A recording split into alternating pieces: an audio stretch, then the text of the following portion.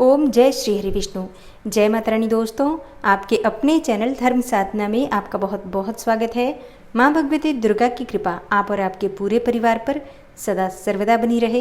दोस्तों, आज की वीडियो में मैं आपसे बात करने वाली हूँ भाद्रपद मास की पूर्णिमा के बारे में। पूर्णिमा तिथि पर व्रत धारण करने से हर प्रकार की कामना पूर्ण होती है, इसलिए बहुत से भक्त पूर्णिमा तिथि का व्रत धारण करते हैं।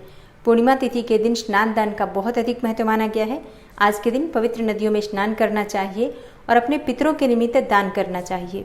और पूर्णिमा के दिन दान आप किसी जरूरतमंद को भी कर सकते हैं, किसी ब्राह्मण को भी कर सकते हैं, किसी मंदिर में या किसी पुजारी को भी दान कर सकते हैं। आज के दिन दान करने से और पवित्र नदी में स्नान करने से अनंत गुना पुण्य फल की प्राप्ति होती है। ऐसा कहा जाता है कि जन्म जन्मांतर के पाप कर्म समाप्त हो जाते हैं और दान करने से पितरों की आत्माएं तृप्त होती हैं, जिससे आपको पितृदोषों से भी मुक्ति मिलती है और भगवान श्री हरि विष्णु की असीम कृपा भी आपको प्राप्त होती है। पूर्णिमा के दिन भगवान सत्यनारायण की पूजा की जाती है, चंद्रमा को अर्घ्य दिया जाता है। इसके साथ ही माता लक्ष्मी की विशेष रूप से आराधना शाम के समय संध्या काल में की जाती है। आज का दिन यानी कि पूर्णिमा तिथि का दिन लक्ष्मी नारायण को समर्पित होता है, तो भगवान श्री हरि विष्णु और माँ लक्ष्मी की संयुक्त रूप से पूजा करने से घर में हमेशा स्थिर लक्ष्मी का वास बना रहता है और जीवन से हर प्रकार की समस्या का समाधान भी हो जाता है। और पूर्णिमा तिथि के दिन चंद्रमा को अर्घ्य देने से, भगवान शिव की पूजा करने से, माँ भगवती दुर्गा की आराधना करने से भी हर प्रकार की कामना पूर्ण होती है। तो पूर्णिमा तिथि का दिन कई देवी देवताओं को समर्पित होता है। इस दिन भगवान शिव की भी पूजा की जाती है। शिवलिंग का अभिषेक जरूर करना चाहिए आज के दिन। इससे आपकी जन्म कुंडली में चंद्रमा शुभ फल देता है और जब चंद्रमा शुभ हो जाता है तो ऐसे में आपको मानसिक तनाव से मुक्ति मिल जाती है। आप सही निर्णय ले पाते हैं और जिससे आपको आपके जीवन में सफलता की प्राप्ति होती है, सुख समृद्धि की प्राप्ति होती है। माता से आपके रिश्ते भी अच्छे हो जाते हैं। मतलब कहा जाए तो हर प्रकार का सुख आपको प्राप्त हो जाता है अगर चंद्रमा शुभ हो जाते हैं। इसलिए चंद्रदेव को भी अर्घ्य जरूर देना चाहिए और इसके साथ ही भगवान शिव की भी पूजा करनी चाहिए। और हाँ, जब हम भगवान भोलेनाथ की पूजा करते हैं तो माँ पार्वती की पूजा उनके साथ जरूर की जाती है। तो माँ भगवती के स्वरूप में, माँ दुर्गा के स्वरूप में माँ पार्वती की पूजा की जाती है। तो इस प्रकार से इन सभी देवी देवताओं की पूजा पूर्णिमा तिथि पर करने से हर प्रकार की कामना पूर्ण हो जाती है। पूर्णिमा तिथि का नाम भी ऐसा ही है, पूर्णिमा अर्थात मन की कामनाओं को पूर्ण करने वाली तिथि। भाद्रपद मास की पूर्णिमा प्रारंभ हो रही है 28 सितंबर को शाम को 6:49 पर, मतलब गुरुवार के दिन शाम को 6:49 पर पूर्णिमा तिथि प्रारंभ हो जाएगी और समाप्त होगी शुक्रवार के दिन यानी कि 29 सितंबर को दोपहर में 3:26 पर। तो इस बार पूर्णिमा का व्रत कब रखा जाएगा, बहुत से भक्तों के प्रश्न आए हैं। हालांकि इस विषय पर वीडियो जा चुकी है, फिर भी आप लोगों के कमेंट्स लगातार आ रहे हैं। देखिए, पूर्णिमा तिथि का व्रत जब आप धारण करते हैं तो चंद्रमा को अर्घ्य देते हैं। चंद्रमा पूर्णिमा तिथि का होता है जब हम अर्घ्य देते हैं। तो ऐसे में पूर्णिमा का जो चंद्रमा हमें प्राप्त हो रहा है गुरुवार के दिन यानी कि 28 सितंबर को प्राप्त हो रहा है, क्योंकि इसी दिन चंद्रोदय के समय में पूर्णिमा तिथि व्याप्त रहेगी। तो 28 सितंबर को गुरुवार के दिन आप पूर्णिमा तिथि का व्रत धारण करेंगे। और हाँ, जो भक्त अनंत चतुर्दशी का व्रत करते हैं तो 28 सितंबर को ही अनंत चतुर्दशी भी है। ऐसे में आप दोनों व्रत एक साथ कर सकते हैं। मतलब जो भक्त दोनों व्रत करते हैं, पूर्णिमा और अनंत चतुर्दशी, दोनों व्रत एक साथ कर सकते हैं, कोई समस्या नहीं है। तो इस बार पूर्णिमा तिथि 2 दिन मानी जाएगी, क्योंकि 28 सितंबर को व्रत की पूर्णिमा होगी और स्नान दान की पूर्णिमा 29 सितंबर को मानी जाएगी, क्योंकि सूर्योदय काल में ही हम पवित्र नदियों में स्नान करते हैं।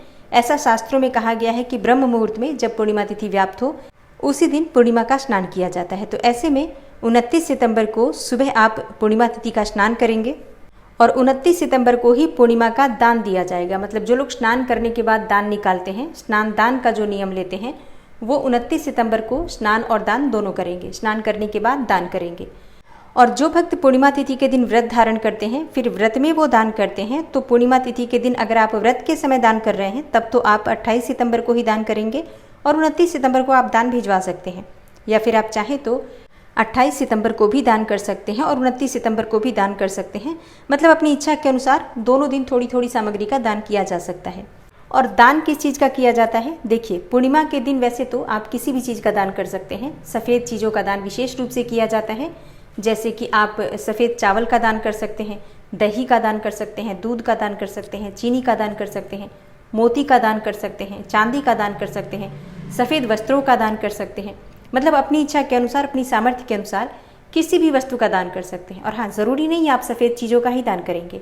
आप अनाज का दान, किसी भी अनाज का दान कर सकते हैं, जैसे कि पूर्णिमा तिथि के दिन आप सीधा का दान कर सकते हैं। भोजन की सामग्री एक जगह रख दीजिए, जैसे कि दाल, चावल, आटा, सब्जियां, फल इत्यादि सभी चीज़ें एक जगह रखकर और भगवान के सामने संकल्प लेकर उस सामग्री का दान कर सकते हैं किसी ब्राह्मण के यहाँ या फिर किसी मंदिर में किसी पुजारी में भगवान श्री हरि विष्णु का स्मरण करके इस सामग्री का यानी कि सीधा का दान आप कर सकते हैं। बाकी आपकी अपनी इच्छा। और हाँ, सबसे अच्छा होता है पूर्णिमा तिथि के दिन खीर का दान करना। अगर आप बनाकर खीर का दान कर सकते हैं तो आप 1 कटोरी या फिर इससे ज़्यादा खीर बनाकर और वो किसी ब्राह्मण को दान कर सकते हैं या किसी कन्या को भी खिला सकते हैं। मतलब घर से बाहर की कोई कन्या हो उसे ही अगर आप खिलाते हैं तब इसका आपको पुण्य फल मिलता है। और आप चाहें तो खीर की सामग्री जैसे कि चावल, दूध और चीनी, इसके साथ आप चाहें तो कुछ ड्राई फ्रूट्स या फिर कुछ पैसे रख सकते हैं ड्राई फ्रूट्स के निमित्त। मतलब दक्षिणा के साथ खीर की सामग्री, चावल, चीनी और दूध लेकर किसी ब्राह्मण को या किसी मंदिर में दान कर सकते हैं। और एक प्रश्न जो कि हमेशा आता है कि क्या किसी ज़रूरतमंद को दान नहीं कर सकते? अगर हम किसी ब्राह्मण को दान न करना चाहें तो क्या ज़रूरतमंद को दान कर सकते हैं? देखिए, कर सकते हैं। अगर कोई ऐसा ज़रूरतमंद व्यक्ति जो कि शुद्ध हो, सात्विक हो, मतलब घर में उनके नॉनवेज न बनता हो, मांस मदिरा का सेवन वो लोग न करते हो, सात्विक विचारों वाले हो, तो ऐसे ज़रूरतमंद को अगर आप दान करते हैं तो ब्राह्मण के दान करने से भी अधिक पुण्यफल प्राप्त होता है। क्योंकि शास्त्रों में कहा गया है कि दान हमेशा सुपात्र को देना चाहिए। तो सुपात्र देखकर आप किसी को भी दान कर सकते हैं, जिसे भी उस सामग्री की आवश्यकता हो आप दान कर सकते हैं।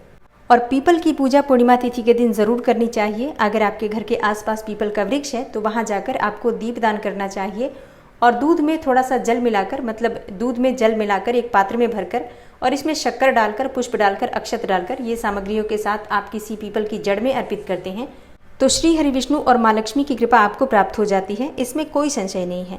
तो घर के आसपास पीपल का वृक्ष हो तो पूर्णिमा के दिन जड़ जरूर सींचना चाहिए पीपल का। इसके साथ ही दीपदान संध्या काल में जरूर कीजिए। किस दिन करना है आपको पीपल की पूजा? तो देखिए, पीपल की पूजा के लिए सूर्योदय काल तिथि ही मानी जाती है। तो शुक्रवार के दिन आप पीपल की पूजा करेंगे। सुबह के समय 10:30 बजे तक आप पूजा कर सकते हैं और शाम के समय संध्या काल में आप दीपदान कर सकते हैं। अच्छा, दीपदान आप सुबह भी कर सकते हैं, जैसे कि सुबह पूजा करने जाते हैं उस समय भी दीपदान कर दीजिए, फिर शाम के समय भी कर सकते हैं। तो दोनों समय दीपदान कर सकते हैं। और हाँ, चंद्रमा को अर्घ्य देना है तो चंद्रमा को अर्घ्य देने का शुभ मुहूर्त क्या है?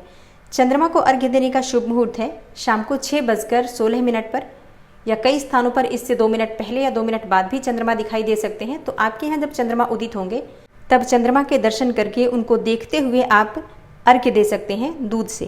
कच्चे दूध से अर्घ्य दिया जाता है। आप चाहें तो सिर्फ दूध से भी अर्घ्य दे सकते हैं या फिर एक पात्र में थोड़ा सा दूध ले लीजिए, जल से उस पात्र को भरकर इसमें अक्षत, शक्कर और पुष्प डालकर चंद्रदेव को अर्घ्य दे सकते हैं। ओम सोम सोमाय नमः इस मंत्र का उच्चारण कीजिए, भगवान चंद्रदेव की परिक्रमा कीजिए और उन्हें प्रणाम करके धूप दीप अर्पित करके अपनी पूजा पूर्ण कर सकते हैं।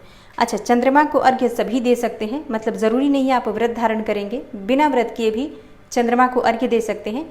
बस ध्यान रखना है जब आप चंद्रमा को अर्घ्य दें तो उससे पहले स्नान करके या फिर शुद्ध वस्त्र धारण करके ही भगवान चंद्रदेव को अर्घ्य देना चाहिए।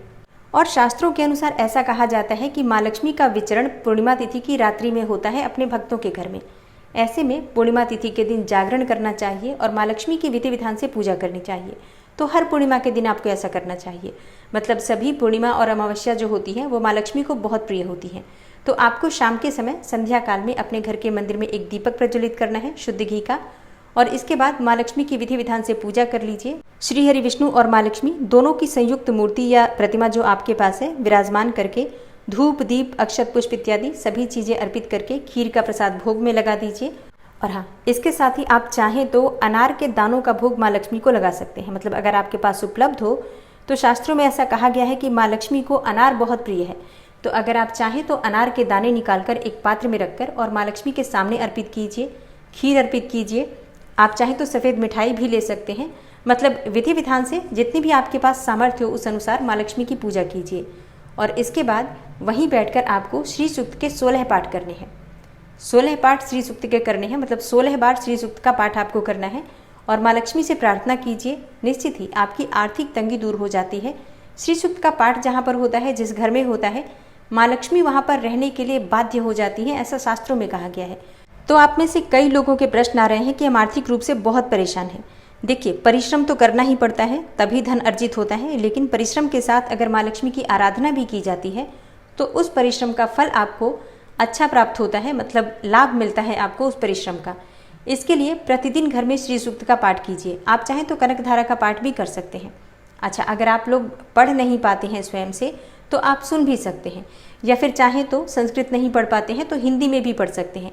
नियम से अगर आप लोग प्रतिदिन संस्कृत में या फिर हिंदी में श्री सूक्त या फिर कनकधारा का पाठ करते हैं तो विश्वास कीजिए कुछ ही समय में आपकी आर्थिक तंगी दूर हो जाती है।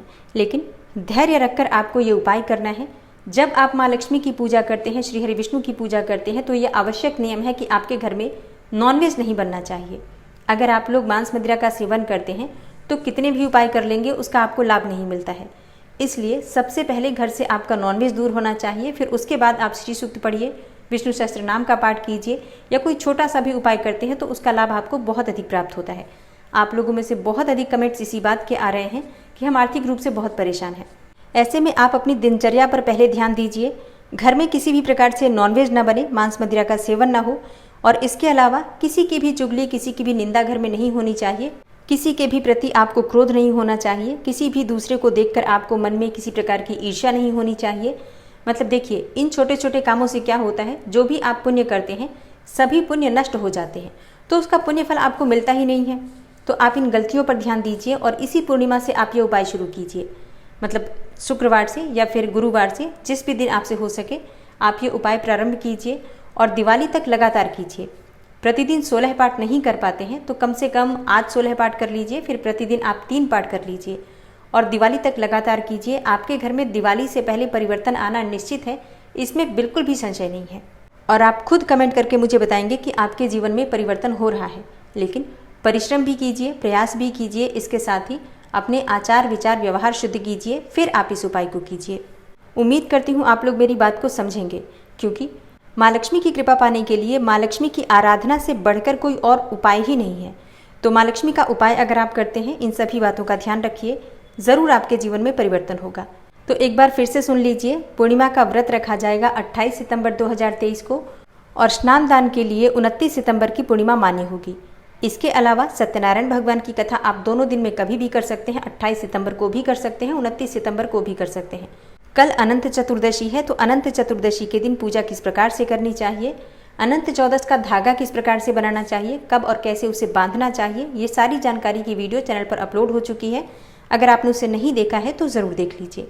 इसके अलावा कोई प्रश्न हो आपका तो कमेंट बॉक्स में ज़रूर लिख सकते हैं। और हाँ, ये वीडियो आपको अगर अच्छी लगी हो तो वीडियो को लाइक ज़रूर कीजिए, शेयर भी ज़रूर कीजिए फैमिली फ्रेंड्स के साथ। और चैनल पर पहली बार आए हैं, अगर अभी तक आपने चैनल को सब्सक्राइब नहीं किया है तो आज की वीडियो अगर आपको अच्छी लगे तो चैनल को सब्सक्राइब करके बेल आइकन को ज़रूर प्रेस कर लीजिए। मिलती हूँ मैं आपसे अगली वीडियो में, तब तक के लिए नमस्कार।